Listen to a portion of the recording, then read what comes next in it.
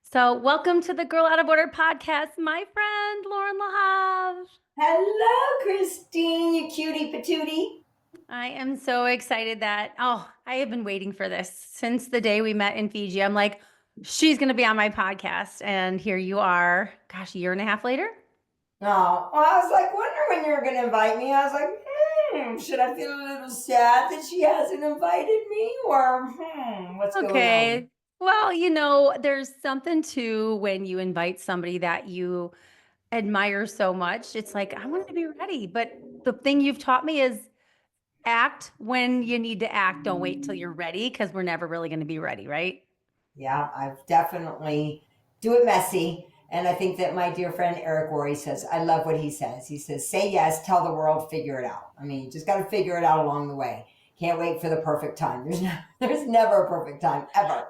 Oh So, man, have I learned that in the last year and a half of being in your amazing orbit. So, for my community who doesn't know this incredible soul, I first heard of Lauren Lahav when I was coaching with Corinne Humphrey. As she said to me, she said, you have to get to know Lauren Lahav. And I'll be honest, Lauren, I was like, who the F is Lauren Lahav? I hadn't heard of you, I hadn't followed you, I didn't know you. And I'm a firm believer that when we're ready, when the student is ready, the teacher appears. And so then a month after Corinne mentioned your name, my another friend of mine in the Tony Robbins world said, you remind me so much of Loren. You guys just have the same energy. You got to get to know Loren. I was like, all right, that's it. I'd already planned the trip to Fiji, but I still wasn't sure quite how it was all going to unfold. So I hop on the intro to Fiji Zoom call, right? And there's Loren freaking Lahav. I'm like, oh, the universe is speaking. And so we got to know each other a little bit in Fiji. And then obviously, it's been increasing since then. And so I'm excited to have you on because I just admire you so much. But more than that, I've come to absolutely love you. And because it makes me emotional because your impact on this world is so far reaching and so selfless. And it's an example that so many women, I believe, should be following. So before we dive into your mission, I just wanted you to have an opportunity to introduce yourself to the Girl Out of Order community. Who are you and how did you get to where you are today? well, I guess we'll start here with, let's see, with bonjour, y'all. I think I'll start there because that pretty much sums it up. I'm originally from Asheville, North Carolina. Many people haven't ever heard of Asheville until, unfortunately, the Hurricane Helene that just happened. When I grew up there, it's like we would drive to Atlanta just to have something to do, right? Or I remember we would drive to Atlanta to get fresh bagels. I mean, that just goes to show you how it's just a sweet small town. Back in I was, in the '60s. I'm very very proud to be from Asheville. My dad was an optometrist for 52 years. He was in every non-for-profit. He was in the Lions Club for 52 years. I grew up on the flea market. I always say, like, when there were actual fleas, not like these bougie flea markets that happen now. And my parents, I have a lot to thank them for, especially that part of contribution. Like I said, we sold the brooms for the Lions Club, and I don't Mm-hmm. know, we volunteered at Margie McCune Home for the Blind. I mean, my dad started the housing authority, and just so I'm from Asheville, and like I said, I went to the University of Georgia, and I was a journalism major at the University of Georgia. I was studying broadcast journalism. I was the first girl from Western North Carolina to ever get an Army ROTC scholarship. So I'm not like you. I wasn't ever super super smart, and I was definitely not super athletic. So I was looking for a scholarship I could get, and I was like, I'll try this Army ROTC scholarship thing, and I got it, and I went to Georgia, and I was going to. It was back in the '80s when CNN was first starting off as one of the Mm-hmm. very first kind of cable, not one of the ABC, CBS, NBC. It was one of the very first cable stations, and I was going to be a news correspondent. And when I was there and I graduated, I was like, okay, if I take this job, I'm going to end up like getting up at like 3 in the morning, going on the news, Mm-hmm. reading from a prompter. And I'm like, is that really what I want? And as I always say, I do what any good college graduate would do. and I moved to Vail, Colorado to work on my doctorate of waitressing degree. And yes. So when we were just talking about waitressing, I think I was Yeah. talking to someone else on a podcast, and just I think that everybody should be in the service industry to Mm-hmm. just so much. And I love stories, so I moved to Colorado. Oh, with the backstory, let me back it up a little bit because, like you said, a lot of people don't know my story of and how I got introduced to Tony and everything else. So when I was in college, I was in charge of a group called the Georgia Girls, and they would show all the football recruits around. And Lucky uh, football recruits. it was awesome. It was so great. They would, back then it was really intense NCAA.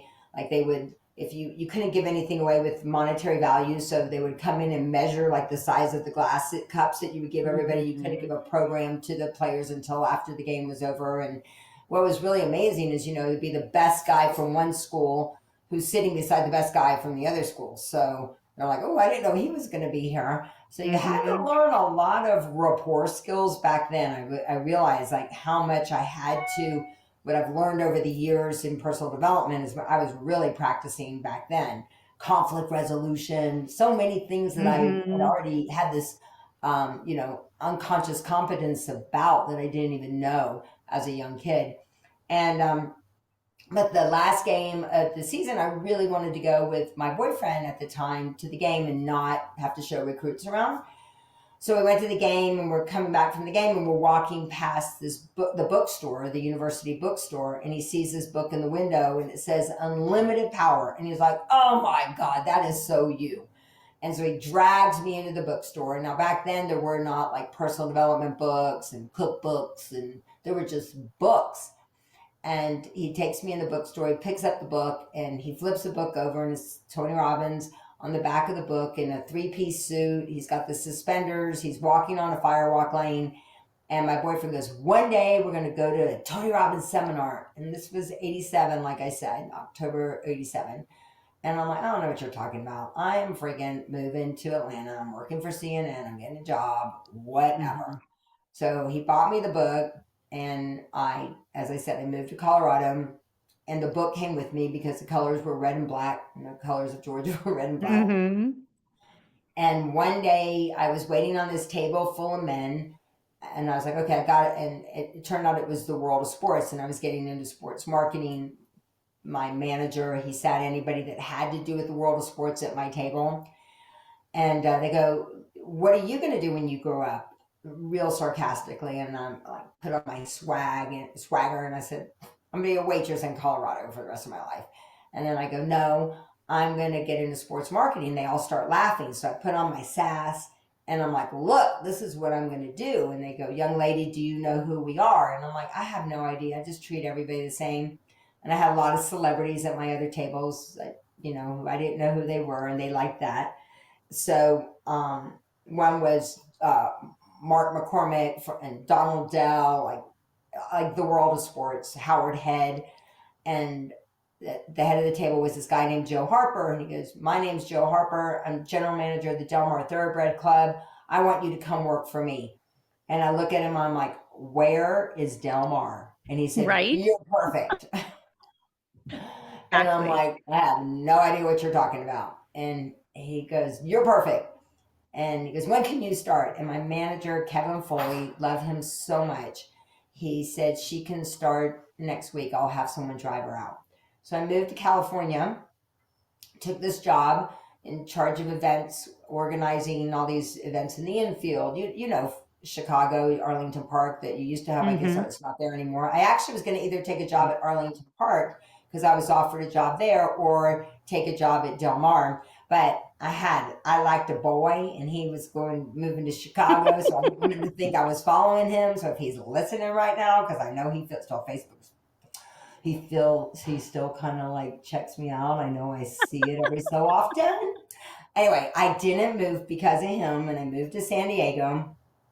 And Tony Robbins always talks about the science of achievement and the art of fulfillment, Mm-hmm. right? Yeah. And I loved what I did. I'm so grateful. I met extraordinary people. I got to take everybody down to the winner circle. I met Tim Conway. I met Bruce Willis. I met just awesome, awesome people. But I wasn't fulfilled. I was like, this is Mm. great, but something's missing. And Mm-hmm. November of 1989, I'd been working at the track for 2 years. I would go spend the summers, in San Diego, and then spend winter in Colorado. And my friend said, hey, we're going to go deliver food to the homeless. Do you want to go? I'm like, oh my God, that'd be amazing. So I said, gave me the address, and I showed up at this big house in Del Mar, California, which is no big deal because everybody's got a big house in Del Mar. Right, Every right, house is a 10 exactly. bathroom house, right? So I show up, there's about 25 people, and we're given these directions and these baskets, and we're told where to go deliver this food to. And I'm like, oh my God, yay, more people like me. Yay, people that want to do good. And so I came back to the house. I was 24 years old at the time. I will come back to the house, and everybody's talking to each other, but not talking to me because they don't know me. I'm just some kid that shows up with my friend. And I go, his name is Tom, my friend Tom Landers invited me. And I'm walking around the turret of this house that actually is a castle. And I'm walking around the turret, and I see this guy in the president, this guy in Nelson Mandela, this guy in Michael Jackson. And I get to one of those giant shadow boxes with a book in it. And I'm like, oh my God, that's the book. Like, that's the book that Frank bought me. Mm-hmm. So it was in the And shadow box? yeah, it was in a big shadow box, like hanging on the wall. And I'm like, that's the book. And I'm looking at it all by myself. And then this guy comes, taps me on the shoulder, and he goes, hey, have you read my book? And I'm like, no. And Tony was only 29 at the time. I mean, think of that. How wild is that to think of? And Young Tony, I gotta be honest, is so funny to look at. young, It's so classic, awkward. we call him classic Tony from the Mm-hmm. archives. And he said, it was so sweet. And he goes, hey, look, I saw you had a really great time today. Why don't you stay for dinner? And I'm like, okay. Like, I'm 24 at the time. I mean, what, of course. Okay, Where were thank you you. gonna go, right? Right. And so I show up. Little do I know that that's his company. And so I show up, and this guy's like, what it says to my friend Tom, what's she doing here? I'm like, I don't know. That big guy who wrote the book, whose house we're at, like invited me to dinner. And he says, this, do you not realize where you are? Like, this is Tony Robbins' company. And I'm like, this is Robbins Research International. I'm like, okay, whatever. And it was the beginning of his company. It was the very first basket brigade that he did. And I remember him standing up saying, this year we did 100 baskets. Next year we're going to do 1,000. Then we're going to do 100,000. And, now you look that they're doing almost, I think they're going to do 70 billion meals this year. And I'm so grateful for him to, just someone who like, has a dream, and nothing takes him off track. So I ended up going to work for the company. The guy who said, what's she doing here, ended up being the father of my 3 kids. So you just never No, know I what did. Wait saying a yes. second. So I didn't know that. So Shore was the one who said, "Why are you here?" Or who led Mm-hmm. her here? However he said it. Mm-hmm. That was Yeah, he Shore. was the fifth. Yeah, that was sure. He was the fifth employee at Robbins. I ended up renting a room from my friend Tom Landers, and little did I know that that Shore was on the road. He was a field sales representative, and one day I come home and he's sleeping in my bed. But my friend Tom, if you're listening, Tom, was renting the same room out to me that he was renting out to Shore, and he didn't think we were going to cross paths. He thought we would just be gone. I come home, and there's a guy sleeping in my bed, and I didn't invite him there, and that's Shore. So you never know. You never know. Be Well, I careful. want to circle back to something you said, Lauren, because I think it's really important, and I don't want to gloss over it. I know some of your story. I didn't know all the little deets, but you made a reference to what Tony teaches about the science of achievement and the art of fulfillment. And as you're telling your story, and I love your stories. I always ride the wave of your stories. But there was a point at which on paper you should have felt fulfilled, right? But it was achievement.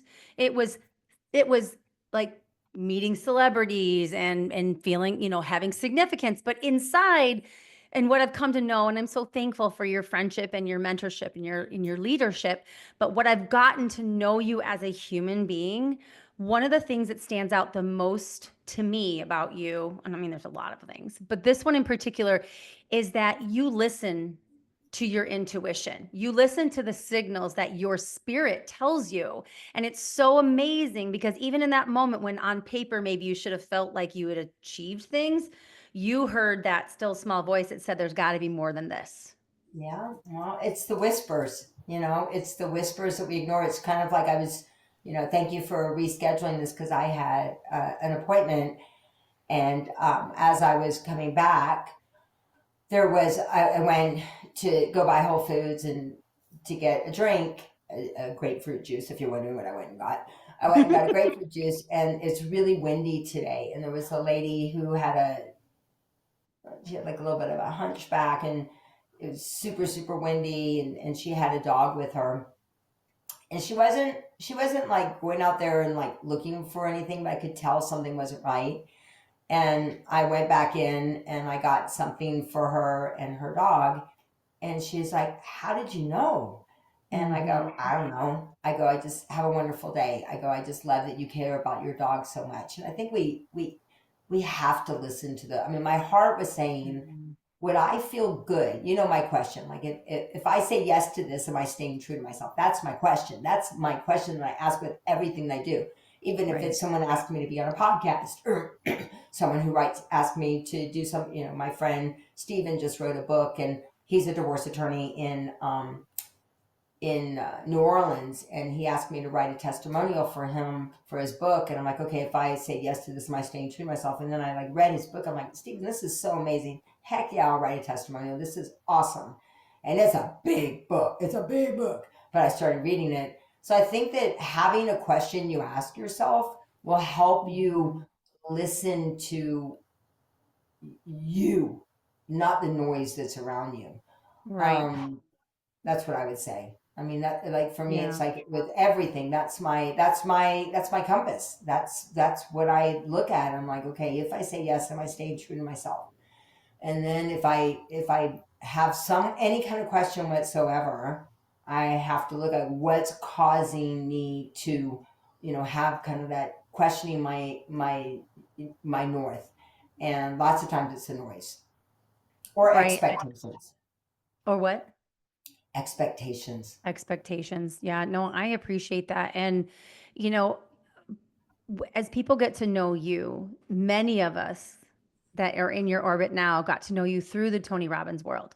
Hmm. And what I wanted to do as we introduce you to my community is I want people to get to know Loren Lahav as the standalone, as the woman, as the warrior, as the servant, as the leader, as this woman who, yeah, I've got your book here, as the woman who is all Aw. about staying true. Usually it's actually sitting back there. I sometimes forget to take it down when I go in court. But what led me back to you after Fiji, because when you were in Fiji, I think I told you this. When you were in Fiji, I was like, I don't know about this one. I don't know if she's what I thought she was. I don't know if I resonate with her. And it was not because of anything you did, said, or didn't do or say. It was that you were in your role and you're so loyal and so faithful. You were fulfilling your role. You're honoring Tony. You're executing the mission.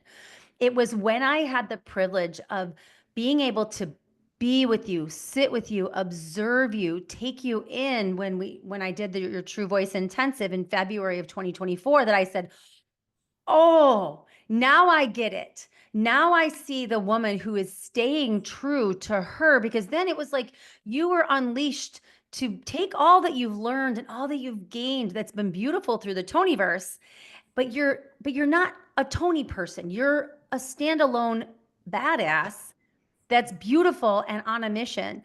So what I wanted to ask you, and I want you to explain to me, like, what would you say your mission is apart from what you do to serve in the Tony Robbins world? Well, thank you for saying that. I really appreciate that, and I'm so, so, so grateful for all the amazing people. For so grateful to Tony and to Sage, because I think Tony really saw a lot in me that I didn't see in myself. And I Mm. think you need those mentors. Hopefully, I've been that mentor for you and for other. You have. That's I what was I going to love. say Or it. you just got to meet, Kara when she came to an event. She's like, Loren, you're kind of like you're like fly, fly, fly, fly, like you're underneath our wing, like the wind underneath the wings, but you're saying fly, fly, you got this, you got this. And I Mm-hmm. think that, it's our insecurities that get in the way of all of those different Mm. things. And we feel like that we needed to, I remember when Tony asked me to launch Life Mastery because the crew was my baby. And he's like, Loren, you just don't want to give up the crew. I go, no, Tony, that's not it at all. I just want to find somebody who's as passionate as I am about the crew to take over. I want to know that when I pass the Mm. torch, that someone's going to have as much love for these people as I do. And so when he asked me to launch Life Mastery, and I said, Tony, I don't have as much skill. Like, why you could have chosen anybody? Why'd you choose me? And he said, Mm-hmm. Loren, I knew you take care of these people. I'm like, okay, I know how to do that. I know how to take care of people. Right. Mm-hmm. And I think that so many times we get lost in like, do I need to be a little, do I need to be a little this? Or I didn't know you need to be you. And I think you asked me, like, how did this whole mission start? What happened was when we were in Fiji, as you know, we lived there for 2.5 years. We were teaching 36 week-long programs a year. Loved it, but it was Groundhog Day. Like a group would come in, we'd fall in love with them, then they would leave. And Shore and I taught the program together. We moved our whole family over there to Fiji. And I was young. I was in my like 36, right, when we were teaching the Mm-hmm. program. Um, and throughout it, I was discovering myself. Like I Mm-hmm. needed that time to find out me, to really discover me. And one day I looked at Sean, I go, it's time to go. And he goes, what do you mean? I said, I realized like what I need to do. I said, I love this program. I love what it is. I said, but I feel like the gift that I bring is that to people into their lives is where they get great information, but then they need to get back to who are they at their core. It was a journey that I took myself on. Mm-hmm. So I had gotten so caught into being a role instead of like who am I at my core. So we get locked into our roles as an attorney, as a mom, as a wife, as a this, as a that, but who are you at your core? And so I said I need to go back, I need to get back to the United States. And a lot of people are like, what are you talking about? Like, look at you, like you're doing this. I'm like, I get it. I go, but this is about, I believe that a great leader is a great duplicator. So I don't think that I don't want to make myself indispensable. I want to teach other people how to do what I do. So I'm like, well, I think I've inspired just your everyday woman. This was once again back in 2004. So this isn't like a new thing. This was like, it's been a mission for me, what, for 20 years, 21 years. Mm-hmm. And I go, I think I've inspired women to go, okay. And I'm not saying like the only one. I mean, there's so many wonderful people. Mary Mann and Morrissey. Um, there's, Louise Hay. So many people I've been my mentors to inspire. Like Mary Mann and Morrissey, she's like 5 foot. Marianne Williamson's maybe 5 foot. A young Yvonne Zahn. I could go on and on. Anita Roddick. So many women who've inspired me. But for me, I was watching because I saw so many people come through the program, for years. That's a lot of people working Right. you're working with. I mean, you've seen it's a Mm-hmm. lot. You're proximity wise, you're with people for a long time, 13 hours a day. And we were Mm-hmm. probably with people even more than that. And so it was my journey to be like, I think I need to go home. I said I need to help get women back to their core. Because I say that there's 4 different stages that we go through, and that is first is discovering who we are, right? Like you've got kids, you've got teenage girls, like who am I? Like what do I stand for? What am I this? What am I that? Mm-hmm. Then we get to be in our 20s and we're like, yeah, I know who I am. Like I'm the coolest, I'm the this and that, or I got this, right? And then a life situation comes up, right? You lose a job, you get married, you get pregnant, something, and you go, holy doggy, it's like, who am I? And then there's that rediscovery process. And then there's the fourth part, I would say, which is the staying connected who you are, which is really where I am right now. Like, I know who I am. I know, and I don't know if it's something that happens in your 50s, but I kind of feel like it's something that Mm-hmm. happens in your 50s. Yeah, And I then agree. you need all of it. You need that compounding for you to really there's something about life lessons, right? That gets you that Mm-hmm. compounding effect that gets you to be like so grounded. So I came back in 2004 and I started doing these events. I call them La Bella. And, La Bella means the beautiful one. But uh, Short call me Lobella because my name's spelled L-O. And I'm like, yeah, that's it. Beautiful inside and out. And so I would do these retreats. And so that's how it started 2004. And I love community. You know this. I'm a Mm-hmm. quality time girl. I'm deep. Mm-hmm. I like deep relationships. I have a list called my Nifty 50. It's the top 50 people I would do anything for. The list has changed. The list keeps evolving, keeps, Mm-hmm. that's been a hard thing, I think, to kind of see Yeah. that your list changes. But it's beautiful too, because I'm really true to myself instead of trying to be a people pleaser the way that I used to be. But I think that Well, hey, that Loren, before you go on to that part, can I just drill down on that one quick second? Because what you said there is so powerful, and I don't want it to pass it by because it just literally had that same conversation with Kara this morning. Because when she went through her divorce, she did an audit of her life, and she said not everybody made the cut. It was hmm such a powerful visual because she didn't say it with harshness. She didn't say it with, well, screw you. She said some people I lovingly let go, some people I just had to put at an arm's length, and other people it was a hard no more. And so yeah, when I think about you and your list of Nifty 50, what I love about that is there's no anger in it, but it's like when you know your true north, when you're going to stay true to who you are, sometimes as we evolve, we have to lovingly let go of people or jobs or situations or interactions that no longer serve our true yeah. voice. Yeah, and I mean, I respect that with everybody. Like, I have a friend that that they made some shifts. I'm like, that's awesome. Like, that's what our goal is, right? Our goal is Right. to evolve and to make these distinctions. There's a beautiful, no matter what your religious beliefs are, there's a beautiful story from the Kabbalah. It's like that your goal is not to come into the world and be a good person and not learn anything and just be a good person and leave, right? Your Right. goal is to learn these lessons, right? So that you are, we talk about being 1% better every day. That's 365% better by the end of the year. That's it. I mean, Right. that's what we want. We want to keep getting better. We want to keep learning.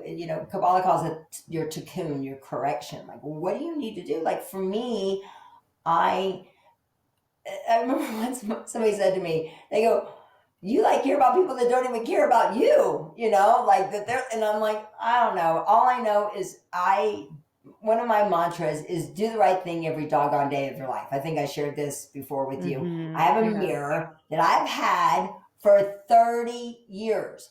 30 years, I've had it as the last thing that I see before I walk out the door. And I thought at the top of the mirror it said, do the right thing every doggone day of your life. Someone came over to my house and they're like, what do you mean it doesn't say that? I go, yes, it does. Like, I'm looking at the mirror every day. What are you talking about? I've seen that mirror for 30 years every day of my life. And they're like, no, Loren, it says, do the right thing almost every day of your life. And so, isn't it funny? I've never even Mm. seen that word almost. I've always just seen what I wanted to see, which was do the right thing every day of your life, every doggone day of your life. So I think that for me, I just choose to see the good. Like, I'm always focusing on the good, that even if there's something else, I'm like, I don't see it because I'm like, where am I going to put my energy? I love what you said about Kara because I think we've talked about this before too. I did something, I think I started it about a year and a half ago. And I'd never understood the word anxiety. When people have said that word anxiety, I'm like, I don't even know, Mm. what does that mean? Like, what does that word even mean? Until I experienced it. And I was like, oh my God, like, what was Yeah. this? What happened here? And it was after I had a phone call with somebody. So I decided to do an audit. And that was, how do I feel after every phone call, after every conversation with somebody? Mm. And I ranked it on a scale of 0 to 10. How did I feel? Did I feel empowered? Did I feel inspired? Did I feel drained? Did I feel this? What caused me to feel that way? Kind of like the mood meter that we teach at Life Mastery. Right. And that's really helped me stay true to myself. Like, who do I really want to spend, where do I really want to spend my time? And so it's not a bad thing. It's just a recalibration. I think it's a recalibration time. lots of times. Yeah. And you had said something too, a few statements ago about the changes that happen to us in our 50s. I'm 53, had a hysterectomy and full-blown menopause and getting ready to be an empty nester. I mean, my last one turns 18 in April. And you you have to, as you navigate life, no, you get to evaluate where you're at, and you get to decide, like, what is my priority? What is my focus? How am I going to describe this situation? Because I'll tell you a really brief story. I was at the dentist yesterday with Sophie, and I got really emotional because I realized that this was the last time I was bring a child to the dentist. I was really emotional, and one of the gals that works there, our daughters ran together. So she comes out, she sits down, and we're jawing about, oh, kids are doing this. I said, well, how is it being an empty nester in that big, beautiful house of yours? And she goes, it's terrible. And I thought she was kidding because she's kind of a jokester. I said, what do you mean it's terrible? She's like, it's awful. I hate it. I'm so bored. And I thought to myself, first of all, I gave her lots of love, gentle invitation to maybe reframe that. But I walked away from that feeling so deeply grateful that I'm not in that place and allowing my head to be in that space, because it's Yeah. very easy to frame what we're going through, whether we get betrayed. We've talked about this, where we get betrayed by a friend. Like, it's very easy to say, like, what's wrong with me, or really get focused on the hurt, as opposed to, where's the gift in this? Where's the redirection? Where's the recalibration? Whether it's 30s, 40s, 50s. But I do agree with you. I think something shifts in our 50s as a woman. So, I don't know so what for it is, but sure. it does. I don't know what it is, but I love it. It's interesting that you said that about the story about you feeling like that this was the last time you were going to go to the dentist with her and the whole thing. Because it reminds me of when I was loving what I was doing as the crew director. I mean, my identity was really, really wrapped around this whole crew thing. Mm-hmm. And it's almost like though you heard the noise happening around you and you're like that people were deciding for you that you weren't going to be doing it anymore because I was pregnant with Joss. And I remember it was like, well, oh my gosh, like now you're going to have a kid and like now your life's going to change. And I remember putting my hand on the plane and go, oh my God, this is the last time I'm ever going to get on the plane by myself ever again. And I remember taking my hand, looking at my hand, and going, that was the dumbest thing. I remember having a conversation with myself going, that my nails look so good. Look at my broken nails. That was the dumbest thing you have ever said to yourself in your life. I literally said that to myself. I remember exactly what I was wearing. I remember being 7.5 months pregnant, coming back from leaving Dulles Airport, and I said, you will decide Mm. how you want to create your life. And that's when I started writing my first book, The Greatest Love. And I said, how do you really want to design this? I mean, this was when your everyday mom, person wasn't writing a book. And I'm like, I need to teach people that they decide what what they're really going to have. So I think that we have to be very careful of once again the noise of what people tell us of what's going. That's what Mm-hmm. for me. I stopped telling myself the menopause thing because I was like, my body was like, okay, we're through menopause now. We're gonna go do this and that. I'm like, wait a second, I get to choose right now. I'm a fit foxy endurance vixen. I'm gonna be that throughout this little bump in the road right now. And then it's almost like my body started letting go of all of that stuff. And Mm-hmm. I could give you guys some really great tips, but everyone's only really great. But anyway, I think that it's the conversation that we have with ourselves. And I know we hear it over Absolutely. and over again, but you Mm-hmm. gotta really live it, you guys. You have to really live it. Right. So what if you're watching this on YouTube, you saw what Loren just did. If not, let me describe it for you. She just tapped her temples. And the last two interviews, because I interviewed our friend Erin on Monday, that was a ride. I love that woman. And then interviewing Kara today, it's just been a very full, beautiful week. But every conversation, it's coming up, because what I tell my daughters and my clients is, the greatest power you have is between your ears. It's the one landscape in your whole life nobody gets to enter unless you give them permission to do so. And I've had, three out of my four daughters have struggled with suicidal ideations, and we have one struggling right now, and it's a really scary time. And what I've been able to share with her and with all my daughters, they go through this, is like, I know this is really hard and feels really heavy, but the great news is you get to choose. And as you just sort of act, but you have to exercise that muscle, don't you think? Like it's like you got to build up that endurance of your mindset. I do, and I also really believe that the part that helps reinforcing it is when you have to have awareness that something's not right, like that something's off that's causing you to feel that way, Yeah, and you have to have the awareness of what is it that's causing you to feel that way. You know, right. is it maybe, and you have to once again do an audit, like is it what you're Mm-hmm. listening to, is it what you're watching, is it the people that are around Right. you, is it you're not moving your body enough, is it what you're eating, because something, you got to look for what triggers that for you. And because there's, it just happens, right? Like, so I had a trigger and last week, and I just said to Zio, I said, I want to leave, I want to get out of here, you know. He's like, what do you mean? And then I told him what was going on, and I realized, you know, and I was like, okay, Loren, what is it that's triggered you to feel Mm-hmm. this way?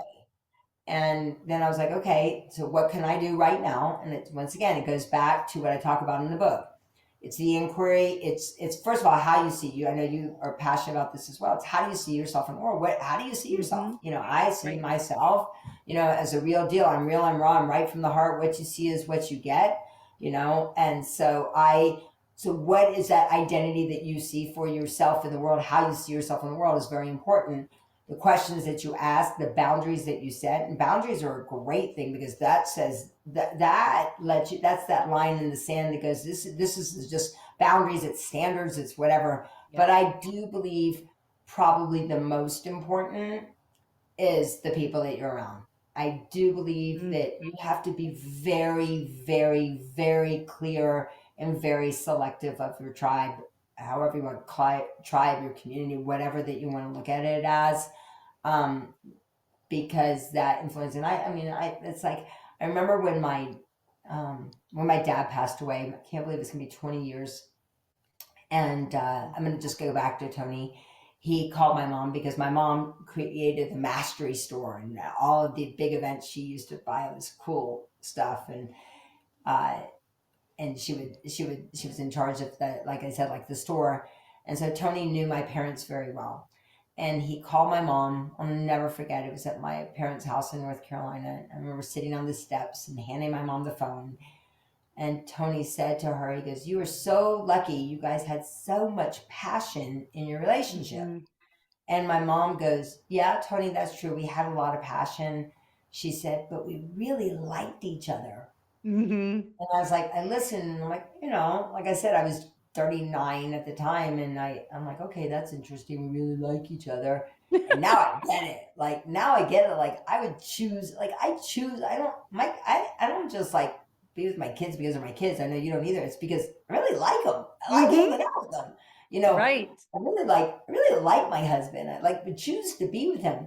So look at those people, do an audit in your life about, you know, I really like them. You know, I really, they're just like cool to be with. Like my friend Jen Steinman, one of my favorite people in the world.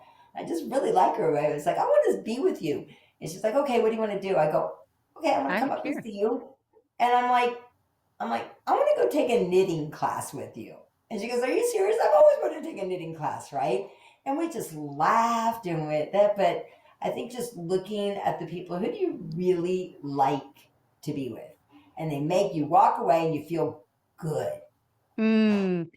I love that. And as we're getting ready to, have your third Own It conference coming up, so excited. And I'm so honored to be on the True Legacy Collective, the TLC panel. And I gotta say, just a little plug for TLC, it's not about being part of a mastermind. It's about being part of a tribe of women that are so aligned with my values and are so focused on going in directions I know I'm born and destined to go. And my husband and I were talking about this actually just the other day. I said, I'm taking it one year at a time. He goes, well, what would you do if you didn't have TLC? And I was like, I'm not talking about it. Like, we're not talking about that because right now, this is my family. This is my tribe. These are my people. And you're right. When I come away from my pod meeting or my accountability meeting with Vid, or, just anytime I spend with these women, I come Yeah. away better, happier, lighter, more. I feel so comforted and I feel less alone in whatever Yeah. it is I'm going through, whether I'm celebrating or whether I'm struggling. When you have the right tribe around you, you are so much more anchored to staying true to who you are when the winds of life come blowing through. I love that you say that. Thank you. I mean, it's like as we talk about, sometimes we create things for ourselves, right? I mean, I think that there's a part of me. I mean, I'd done the mastermind before, but a little bit different before COVID. And that's that. But I remember. I think it was before COVID, BC, right? As we call it, BC. And my husband worked for one of the biggest casinos in the world, and so he would go to an office. That's what he would do, right? He'd go to an office. I would go to events. Like my things were more immersion. I work from home. I've always worked from home. And I remember coming home one day. I mean, he came home one day. I go, I gotta talk to you. And he goes, what's up? I go, I think I might be like depressed. He goes, what are you talking about? He goes, you're with people all day long. I go, no, I'm not.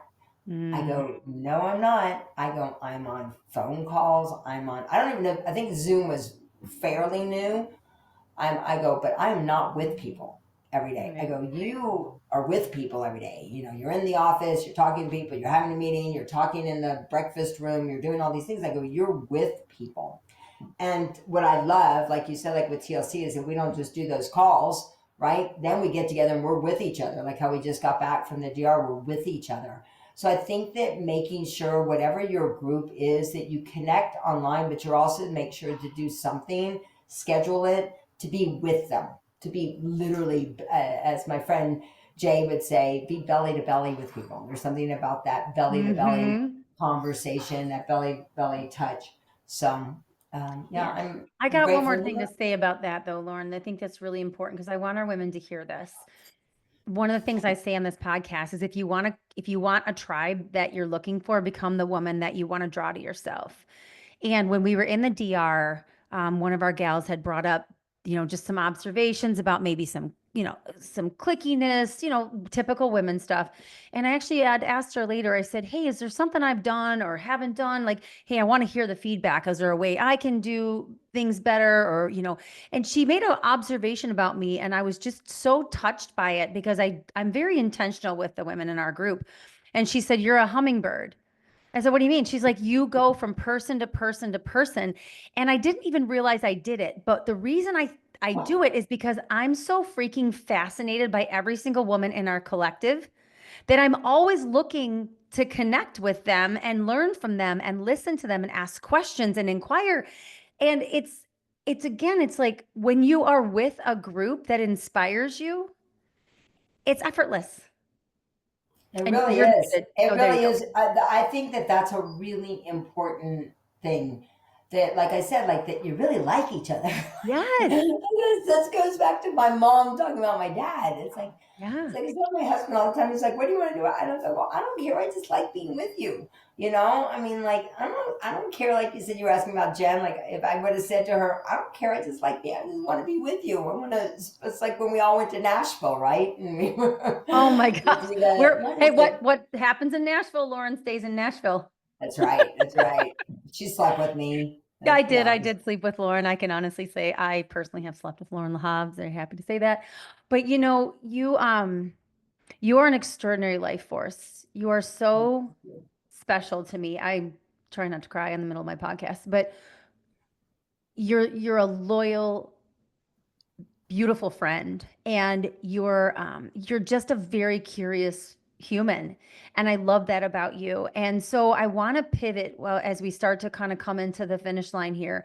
I want to pivot to your event that's coming up because Own It's a big deal. And last year you gave me an opportunity, talk about fly little birdie fly. You basically drop kicked me out of the nest and onto that stage, and it was one of the most consequential um, experiences of my life. I had all four of my daughters on Zoom and their partners and my husband, and you gave me an opportunity to live a dream, to tell my story. Yeah, but And you didn't, let's just be honest. I didn't just give you an opportunity, you earned it. Like I'm a big person. I would love to say I gave you an opportunity.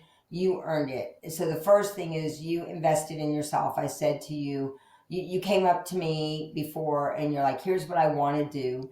And I really want to help people get on the right path. So I'm not, I don't like, I don't just like recommend one thing to everybody. If I know somebody needs this, like you wanted to meet more women in because I told you that I thought that you could add a lot of value for women in law. And so I think I told you that last year. Remember when we were talking? And I'm yeah, you're like, still telling me that. and I'm still telling you that. But then finally this year, I was like, let me tell you about Erin. Let me tell you about Kara. You know, these women who are doing that because I believe like if you that the outcome is for us to take what we've learned, whether you know from Tony's world or you know Brendan Bouchard or whoever your person is that you like to listen to, and take that and apply it to maybe a field that really needs our help, right? And so like Hmm. you as in the law firm, so I wanted to. So when you were telling me what you wanted to do, I said, hey, it'd be really amazing. I'd love to support you and help you with your speaking, you know, so that you wanted, because you said you wanted to do, you know, wanted to do speaking, you wanted to get up and do this and that. And so I said, you should come to True Voice. And so it's a very small, intimate group. It's not just teaching people teaching techniques, right? It's deep. Yeah. It's very deep. It's very intimate. It's very deep. And it's peeling back those layers. And we have an award. It's called the Ruby Slipper Award. So don't let her think that I just said she earned it. Hmm. And she that night it was hard. The night before they came and delivered their talks. It was really hard. And but I think that you got the love and support that you couldn't run, and we were going to get it out of you. Everybody was going to get it out of you, and you won the Ruby Slipper Award. So you earned that. And so part of winning the Ruby Slipper Award is that somebody gets, you know, they earned the opportunity to be a part of the event. So I just wanted to honor you because you earned Well, that. I'm gonna very uncomfortably receive that.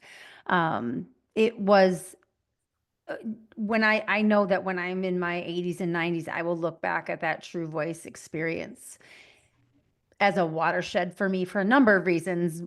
One of the most important ones is that Sandy was there and that Sandy believed in me. And our dear friend Sandy is no longer on this earth. She lives in all of us.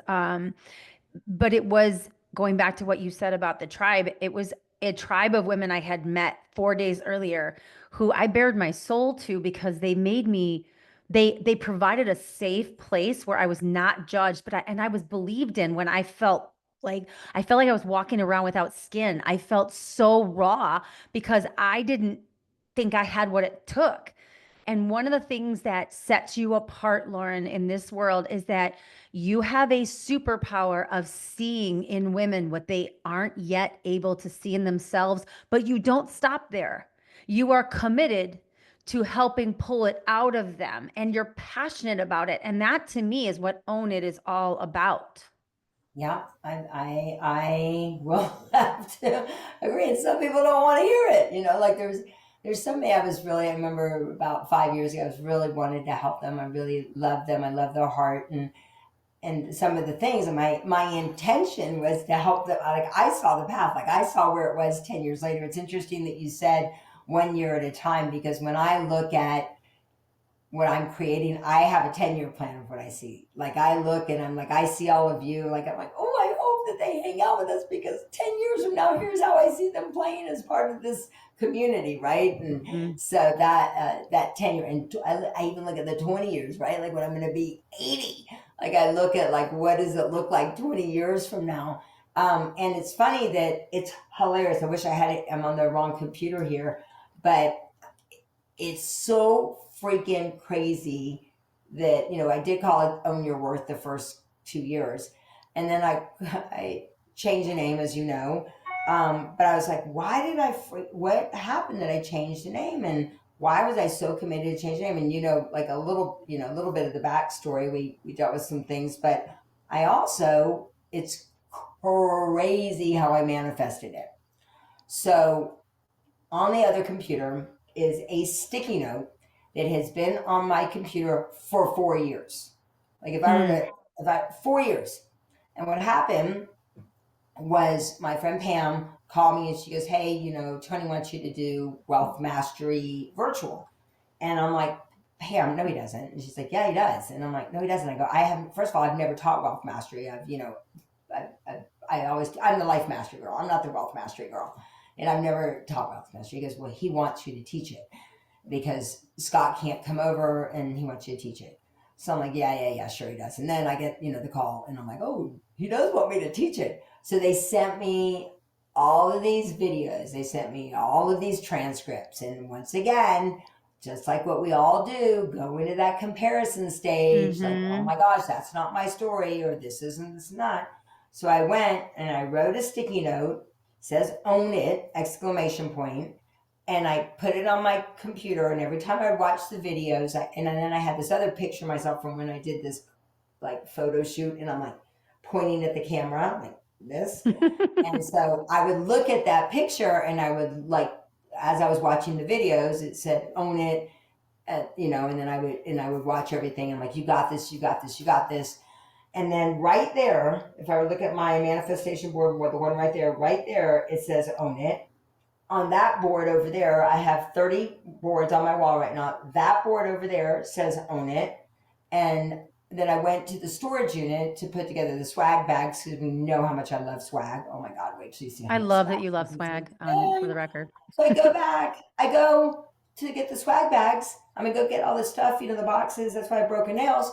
And I get the swag, the stuff to give to the girl to put together the swag bags. And I open the box, this one box of pens that I had printed the first year. And on the pens, it says "Own It!" exclamation point. And so the reason why I changed the name is like, I we are so worthy. The example that I use way too all the time, way too often I say, but it's so just important, is that when there's a mountain and a part pulls away from the mountain, what do we call it? We call it a landslide. We call it an avalanche. We call it like, something else. But the truth is it's still part of the mountain. And I think for so many of us, we forget there's abundance everywhere. We're still part of whatever this bigger thing is, this universe is, whatever you want to call it. And we just pull away. We create that separation. We do. And so I want people to remember, what do you mean? Our dear friend Tamberly, I think that her message is so important of the trees, they talk to each other. A tree never stands alone. A tree has communication, is totally talking to the other trees. I remember, I think you were on the call when Tamberly did that beautiful session for Sandy. And we did this beautiful, she had us connect to the trees and talk to the trees, and it was amazing. And I really felt, I could literally feel this communication happening. And to own it for me means owning all of it, owning every part of your story, even the parts that you don't think are beautiful. They've made you who you are and have brought you to this point. And so owning it and seeing that, like, thank God for all that has happened, because now it is who I am and I'm owning all of me. So I'm excited. We're owning it through dance, through music, through, just every element, financial, health. And so, And we're laughing. We're laughing. if There's gonna it be a lot ain't of fun, I'm not laughing. going to do it. And the food, wait till you have the food. Amazing. So if you want to know more about Own It, which is happening on March 7th, 8th, and 9th, please hit me up. There'll be all this information in the show notes. Actually got some tickets to give away. So you want to reach out to me, make sure you either email me or DM me. Everybody knows how to find me, but you want to get yourself there. I've got virtual tickets that I would love to give away. We just want to get as many women there as possible to own it. And there's one like final comment I want to make about that. And then I have one last question for you. When you were talking earlier in the interview about evolution, how, I don't know if that's the word you used, but we were talking about how things just, as you evolve, as you grow, as you change and you audit, It's interesting because as you were talking about own your worth versus own it, to me, it feels like an evolution. It feels like an Mm-hmm. expansion. And you know that my word for 2025 is this is my year to expand. And so when I think about own your worth, it feels like it was own your worth, and it feels like it's like an umbrella. Like it's Yeah, now because own it. am I like for me, I was like, even like when I would say it, I'd be like, owning my worth. I'm like, why the hell do I not feel that I'm worthy? What the hell is wrong with me? Of course I'm freaking. Of course I'm freaking the girl that owns it. Like it was never, like I said, I think lots of times that we create things for us. And then Right. once we learn the lesson, Mhm. once we learn that lesson, is all Right. right. I freaking know my worth. Like, I mean, for me, like, Yep. forget it. Oh, my worth? No, I like know my worth. So I Hmm. think I went from that feeling of, okay, helping people to own their worth to no, I know my worth. This is ridiculous. And now I'm just owning it. Like, let me, not everybody's going to Yeah. love me, but you know what?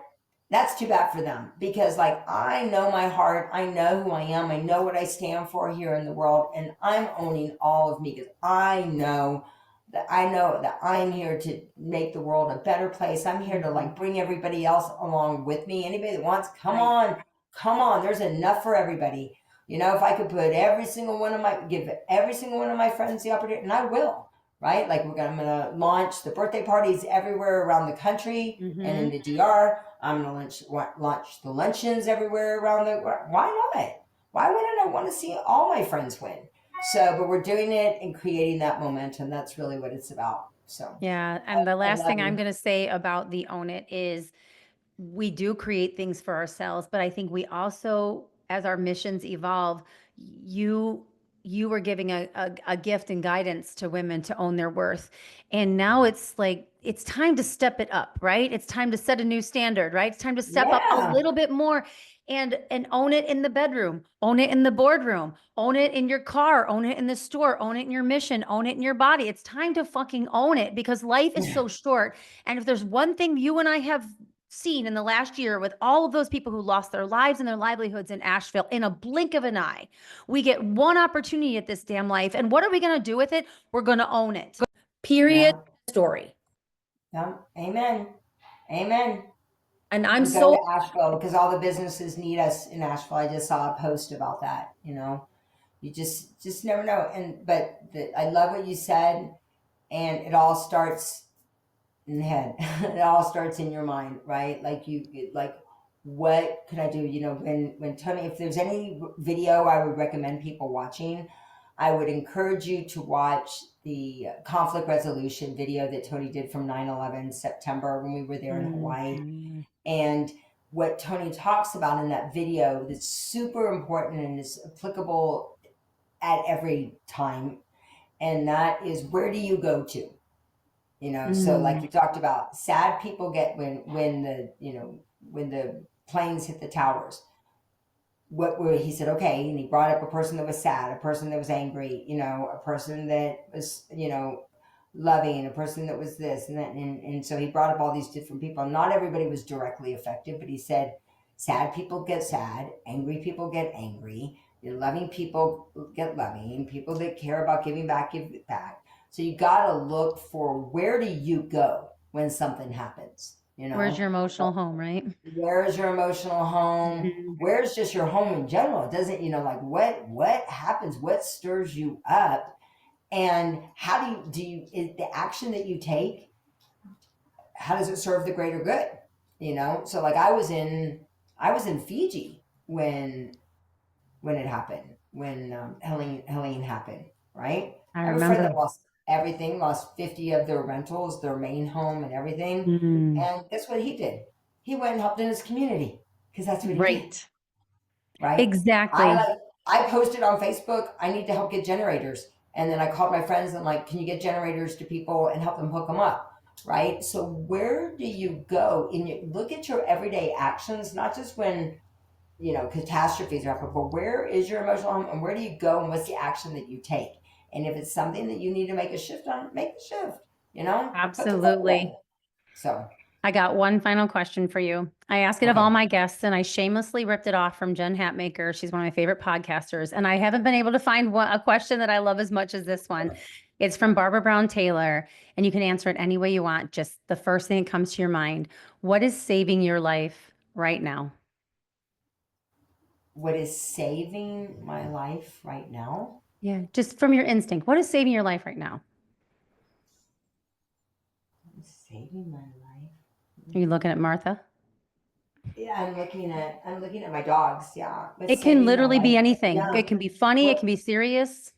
what's saving my life right now is, yeah, I think it's just thinking about these dogs. My husband just got back and met with the city of Parowan about our dog rescue. I think that I look at Martha, and she's the dog that I'm a foster failure, and I say that I can feel her every day that she wakes and is just like right there beside my bed, and I swear I can feel her going, "We're alive, we're alive!" Like, Mm, and I can feel her feeling like that she's so grateful to be alive, and I think she got me back to just going, "Freaking, I'm alive! Like, I'm alive."